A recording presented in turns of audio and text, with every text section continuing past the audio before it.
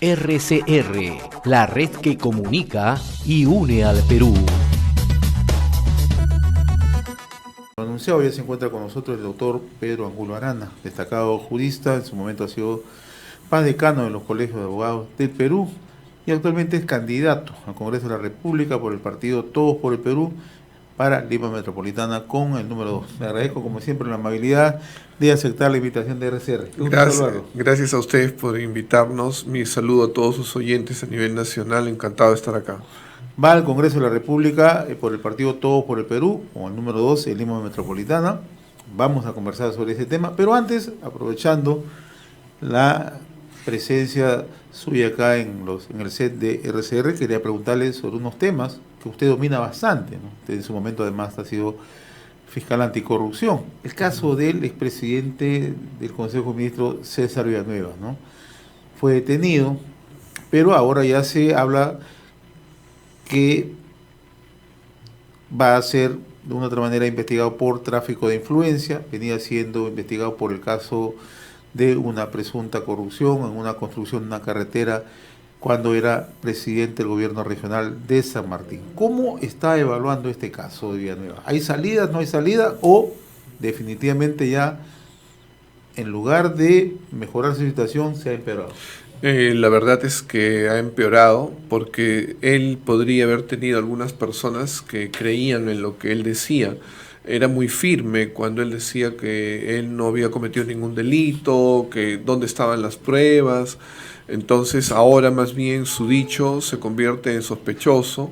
Él queda como quedó en su momento el señor Toledo, que finalmente nadie le cree porque es mendaz, ¿no? Miente todo el tiempo.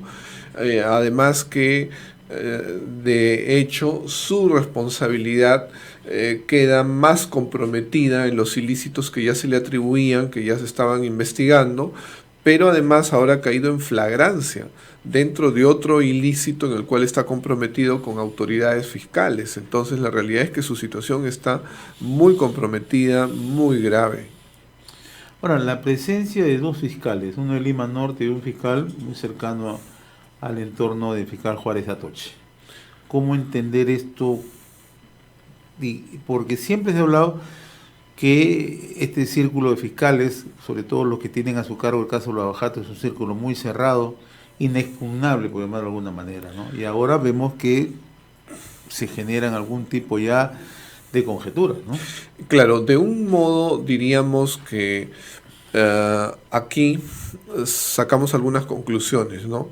Por ejemplo, el tratar de buscar los vínculos no ha sido algo que se haya dado en Lima en sí mismo, Lima Centro, digamos, ¿no? Sino resulta que se van a Lima Norte para buscar ingresar a Lima Centro. ¿Esto qué quiere decir? Que probablemente en Lima entonces será más difícil.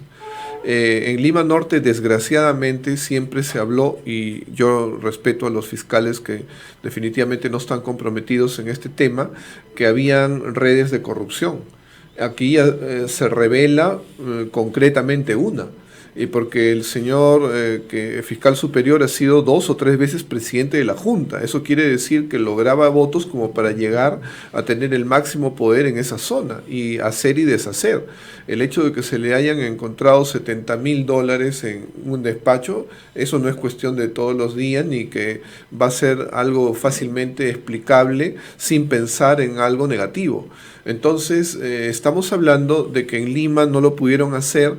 Ya han buscado una zona de repente vulnerable donde han llegado a tener conocimiento que había un nivel de corrupción y con el cual podían intentar llegar, porque no pienso que lo primero ha sido buscar a ver que el doctor Taboada, creo que es el fiscal adjunto provincial que tenía el caso, quiénes son los amigos de él, a ver, por acá hay un amigo, vamos a hablar con el superior. No, han buscado una autoridad de alto nivel para ver por dónde puede llegar a través de su gente. Entonces, lamentablemente, entre los fiscales no se puede decir pues que no hay amigos, ¿no? Y de pronto yo no puedo decir nada del doctor Taboada, y lo han comprometido, por lo menos hasta en una reunión, y ya han generado sospechas sobre él. No podríamos avanzar todavía nada más, pero en cambio en relación al fiscal superior hay ya audios grabados donde él está diciendo que utiliza a su hijo. ¿Qué qué pena, ¿no? Que un padre utilice a su hijo, en este caso, y a él lo haya involucrado, pues manipulándolo, ¿no? Para él estar por detrás y mover sus hilos y tratar de beneficiar al señor Villanueva. Realmente se ve cómo la corrupción, la manzana podrida, es algo que pudre a su alrededor, ni siquiera diferencia entre los propios hijos, ¿no? Sino ya cualquiera entra porque hay un fin que es el dinero, ¿no? La persona que finalmente lo único que le busca, que le gusta es el dinero, todo lo corrompe, todo lo malogra. No deberían haber este género de personas en una institución como la Fiscalía. Ahora, en el caso de César Villanueva, ¿qué delitos se configuran en este hecho específico? Ya, en el caso de él, aparentemente, por lo que se escucha en los audios del fiscal superior, habría una promesa de que porque él tiene vínculos con el Poder Ejecutivo, de beneficiar a quienes le ayudaran, ¿no? Entonces desde ahí se ve que hay un tráfico de influencias que obviamente debe ser aceptado por el señor Villanueva para que el fiscal Rosell pueda hablar a través de él. Ahí hay un primer delito, ¿no? Tráfico de influencias, pero yo no creo que sea muy razonable considerar que no iba a haber dinero de por medio, porque iban a haber personas que se iban a poner en riesgo para sacar decisiones que le fueran favorables. Y si vemos que además en su despacho hay dinero, habría que considerar que habría también corrupción. Sé que hay un empresario también vinculado, como que lamentablemente después de pronto los empresarios también se vinculan, ¿no? Los cuellos blancos también están empresarios. La realidad es que cuando hay una manzana podrida, eso contribuye a que otros se vayan mezclando, la red se hace más grande, vinculan a nuevas personas y definitivamente ya hay que pensar en delitos de corrupción de funcionarios que son mucho más graves porque implican dinero, ¿no? Aprovecharse de los cargos para adquirir beneficios económicos. El otro caso que se conoce ayer, el Poder Judicial revocó orden de prisión preventiva de 8 abogados, de 8 árbitros, porque están siendo investigados por presunto favorecimiento en laudos en favor de Odebrecht, ¿no? 8 han sido, se ha revocado la orden de prisión preventiva. ¿Cómo interpreta usted eso? A ver, yo todavía no he leído la resolución. Cuando se hizo la crítica a lo que había resuelto el juez en primera instancia, se dijo que no se habían hecho diferenciaciones que definitivamente se tienen que hacer. Habían personas que habían participado varias veces, habían personas que solamente habían participado una y no se sabía el sentido de su decisión y qué tanto fundamentada había estado. Porque cuando una decisión está bien fundamentada, de repente pues va en perjuicio del país, pero no se podría decir que necesariamente lo ha hecho porque ha recibido dinero, ¿no? Dentro de una actuación global donde sí varios recibieron, inclusive había una persona que ahora es colaborador eficaz, pero él era el encargado de decir quiénes van y quiénes no van. Entonces, lo bueno es que las instancias tienen la posibilidad de corregir, habrá que leer específicamente cada pronunciamiento en relación a cada árbitro para ver si está bien o está mal, ¿no? Ahora, estas decisiones que se vienen adoptando en el caso del Poder Judicial, el caso de los árbitros, de una u otra manera también se suma a la decisión reciente del Tribunal Constitucional en el caso de Keiko Fujimori, ¿no? Y hay algunos juristas, algunos especialistas que señalan que esto de una u otra manera corrige, ¿no?, el uso y abuso de lo que se ha considerado como la orden de prisión preventiva. Usted, sido fiscal, es jurista, procesalista penal. ¿Cómo ve estos casos de las prisiones preventivas? ¿Se pueden presentar otros hechos similares al que estamos viendo?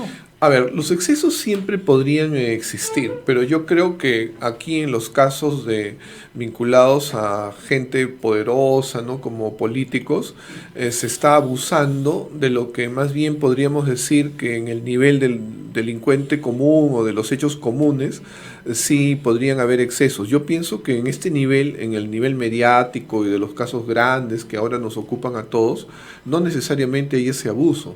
Que uno u otro exceso puede ser. Por ejemplo, a mí me pareció que sí fue excesivo el tema de la detención preliminar judicial por 7 días, precisamente en el caso de los cócteles, luego de lo cual parece que a presión se consiguió colaboradores eficaces. No es una manera de utilizar la figura para conseguir la colaboración. La colaboración es algo que se conversa.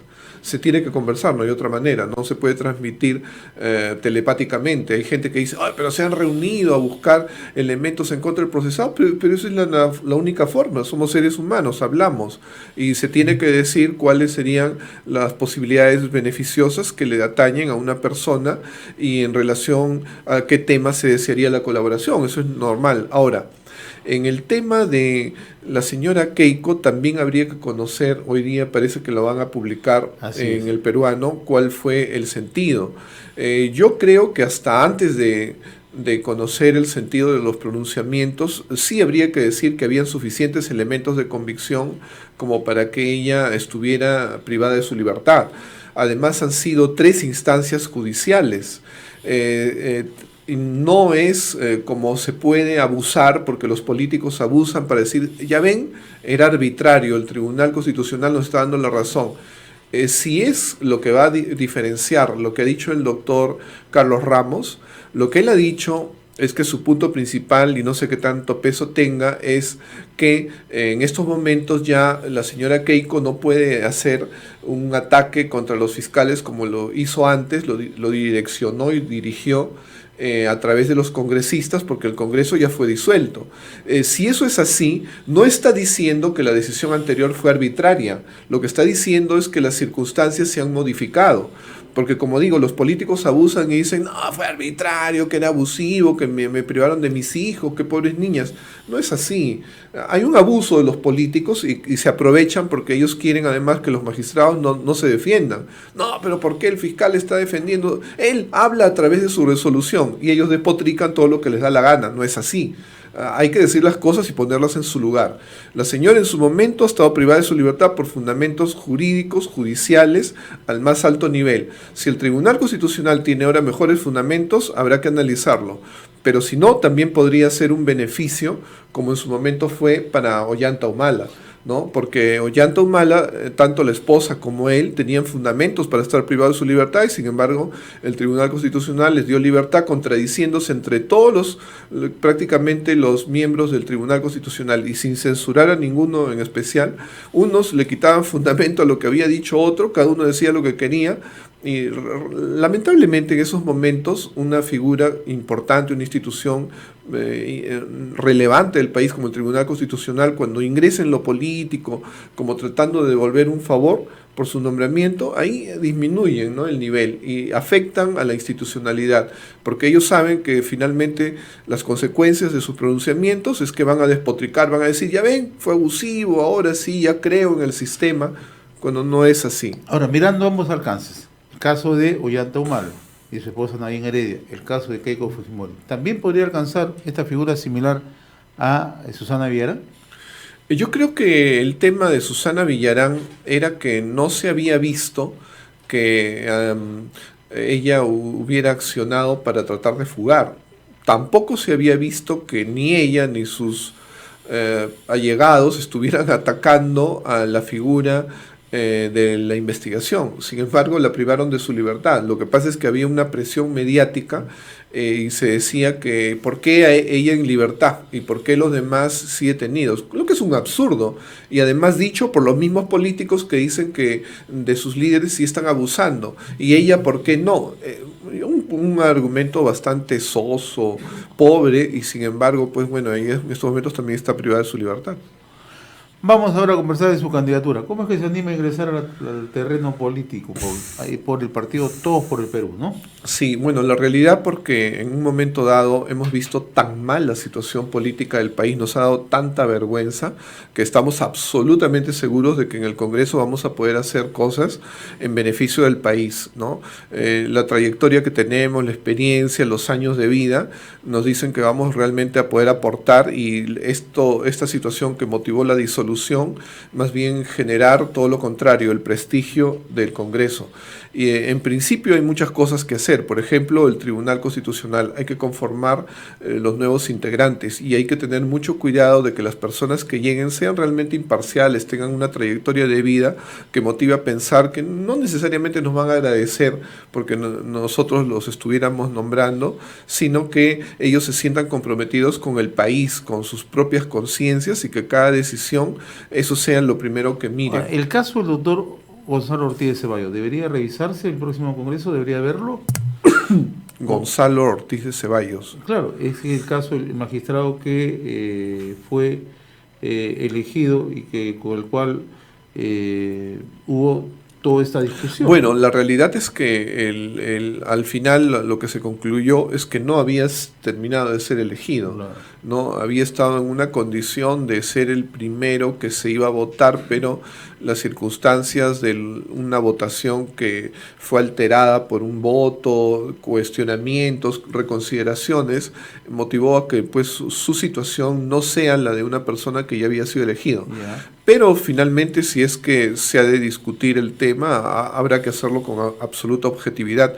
Lo que sí creemos es que quienes lleguen tienen que ser lo más imparciales posibles, no estar vinculados a ningún partido, ni ideológicamente, ni por simpatía. Eso es lo deseable, porque de otra manera se ven pues pronunciamientos que no tienen mucha razón ni fundamento, que parecen jalados de los pelos, pero como que se interpretara que tratan de devolver el Ahora, favor. el plazo es bastante corto, ¿no? El nuevo Congreso, que es además un Congreso complementario 2020-2021, ¿no?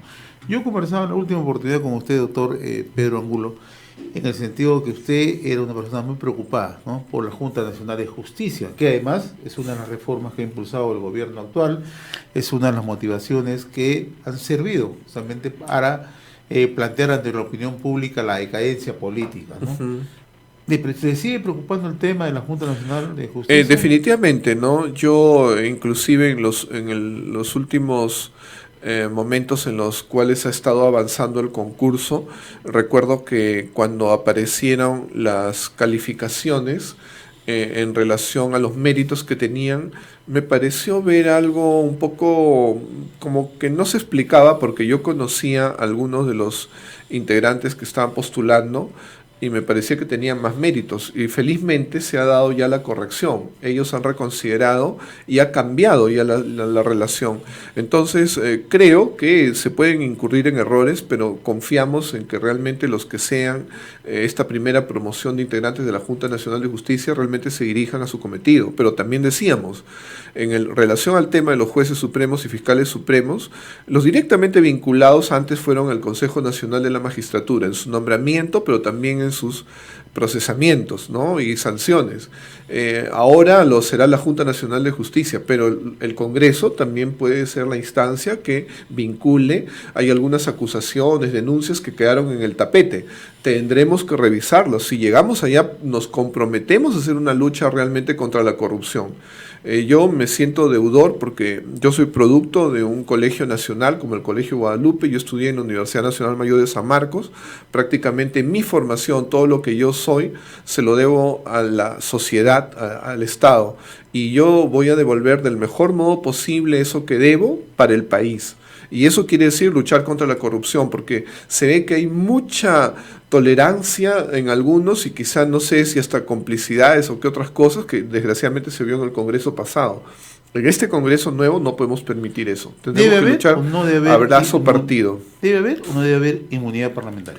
Yo pienso que la inmunidad parlamentaria debe de regularse. Es imposible que como ciudadanos, ¿no?, antes de llegar a cualquier cargo somos ciudadanos, haya personas que se burlan de la ley, como lo hizo el general Donaire en su momento, amparado por personas que simplemente querían su voto, porque ya tenían direccionadas agendas que no tenían nada que ver con el Congreso y trataban de conservar un número de votos para sus objetivos de partido, etcétera. Entonces la realidad es que la inmunidad parlamentaria no puede servir para desprestigiar al Congreso. La inmunidad parlamentaria solamente es para proteger a quienes en su momento, con el desempeño de su cargo, buscan cambiar las cosas y afectan algunos intereses y tienen que protegerse, pero no para delincuentes o personas que ingresan procesadas y que nada más van a utilizar llegar al cargo para protegerse y tratar de archivar los casos. Ahora, usted plantea la regulación de la inmunidad parlamentaria. Así es. ¿De qué manera se puede regular? A nivel del mismo Congreso, ¿no? La inmunidad parlamentaria es algo que está para proteger, ¿no? Toda su tradición era para que no queden vulnerables personas que pueden legislar y que pueden afectar intereses. La realidad es que eso se desnaturalizó. No podría servir jamás la inmunidad parlamentaria para procesos que vienen antes de haber asumido el cargo. La inmunidad parlamentaria estrictamente está para defender el desempeño del congresista en el cargo, en todo lo que son finalidades de su cargo. Si un congresista comete un delito en la calle, definitivamente eso no es algo que tenga que defenderlo la inmunidad parlamentaria. Para eso no existe. Eso lo tiene que ver el fuero. Eso lo ve el judicial. fuero judicial, por supuesto. La Administración de Justicia. Así es, a pedido de fiscal y decisión de los jueces. O sea, para usted la inmunidad tiene que estar circunscrita a la labor estrictamente A la labor legislativa. estrictamente parlamentaria. Proyección de leyes, opiniones, ¿no? Denuncias constitucionales o no. Toda la acción parlamentaria está protegida. El resto, nada que ver. Y la regulación es, lo admite el Congreso y lo deriva al Poder Judicial. ¿Esa es la regulación? Si es que se trata de un tema que se discute dentro del ejercicio del parlamentario, ahí sí podría ser tratado en el Congreso, ¿no? Pero yo tampoco me opongo a que pueda ser una institución ajena, por ejemplo el Tribunal Constitucional, el que tome decisiones sobre eso, porque la realidad es que el equilibrio de poderes quiere decir que unos deben de equilibrarse interviniendo razonablemente entre otros. Ahora, esta campaña es cortísima, menos de 60 días, ¿no? ¿Y cómo está llevando adelante la campaña? Bueno, modestamente, porque nosotros definitivamente no vamos a recibir dinero de empresarios, de personas que no conocemos, o de quienes se acerquen a última hora a presentarse como amigos y con bolsas de dinero, porque eso definitivamente a uno lo pone en compromiso, uno ya vende su alma.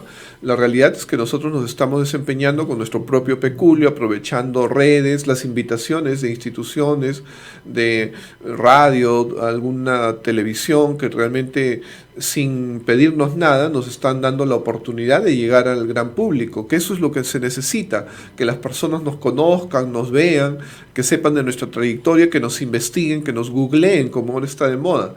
Porque hay personas que sí tienen rabo de paja y estarán escondidos y buscando borrar antecedentes. Nosotros no, que nos busquen, que nos expulguen y que confíen en nosotros, porque realmente queremos cambiar la política del país. La filosofía de Juntos por el Perú. La filosofía de Todos por el Perú, Todos por el Perú. Que nos simboliza la antorcha, silueta blanca sobre un círculo morado, es la filosofía de centro, el humanismo integral, que quiere decir que la persona, como dice la Constitución peruana, y en lo cual hay una coincidencia, porque la Constitución peruana es personalista, ¿no? Es obra de filósofos, ¿no? Maestros del derecho que colocaron ese artículo 1, el fin supremo de la sociedad y del Estado es la persona humana. Nosotros coincidimos plenamente con eso. El ser humano está en el centro de todo y los extremos para cualquier lado son negativos, ¿no? En ese sentido, esa es nuestra filosofía. Estuvo con nosotros el doctor Pedro Angulo Arana, jurista, paz decano de los colegios de abogados del Perú y actual candidato al Congreso de la República por el partido Todos por el Perú, en Lima Metropolitana con el número 2. Muchos éxitos, doctor. Muchas gracias. Le agradezco la amabilidad. RCR, la red que comunica y une al Perú.